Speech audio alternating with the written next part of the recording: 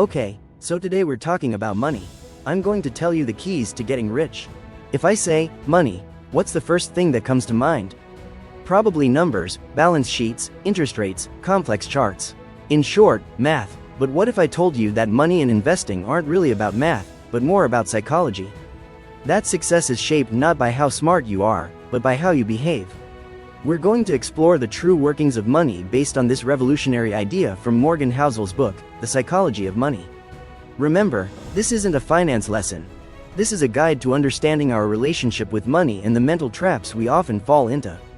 Our first and most important lesson is this: getting wealthy and staying wealthy are two completely different skills. To get wealthy, you need to be optimistic, take risks, and think big. But to stay wealthy, you need the opposite mindset. A bit of paranoia, the fear that everything could go wrong at any moment, and frugality. Think about it. We often hear about lottery winners or suddenly famous athletes going bankrupt. That's because they learned how to make money, but they never learned how to keep it, how to stay wealthy. The secret to staying wealthy is to not destroy your fortune with foolish mistakes. The biggest risk is the feeling of invincibility that comes with making money. Remember, survival is the greatest success. The one who stays in the market the longest, eventually wins. Now, a question for you. What do you think when you see someone driving a very luxurious sports car? Wow, look how rich they are, right? Morgan Housel says, no. We just know that person is $100,000 poorer. Because they spent that money on the car. We have no idea what's in their bank account or how much debt they have. People want to be rich, but what they really mean is that they want to spend money. True wealth, however, is the money you haven't spent. It's the assets that haven't yet been converted into stuff. Wealth is the financial assets that provide you with options, flexibility, and freedom in the future. The luxury cars and big houses you see are not proof of wealth, they are just the spent and visible part of it. True wealth is always hidden. So don't judge your own financial situation by looking at others' spending. They might look rich, but you should focus on building the wealth that isn't seen. When we study successful people, we tend to focus only on their intelligence and hard work. But there's another side to the coin: luck. The high school Bill Gates attended was one of the very few in the world that had a computer. This doesn't diminish his intelligence or vision, it simply allows us to accept that luck is also a part of the equation for success. Likewise, failure isn't just the result of bad decisions. Sometimes, it's just bad luck. Luck and risk are both realities beyond our control. Accepting this fact makes us more humble. When investing, you must know that not everything will go as planned. That's why leaving a margin of safety is crucial. In other words, creating a buffer that will keep you from going broke even when plans fail. Not putting all your eggs in one basket, building an emergency fund, and avoiding debt are your survival strategies in a world where risk and bad luck are inevitable. We've all heard of compound interest, which Albert Einstein called the eighth wonder of the world. But we don't truly grasp its power. Warren Buffett is one of the greatest investors in history. Did you know that he earned over 95% of his wealth after the age of 65? Buffett's secret wasn't achieving the highest returns every single year.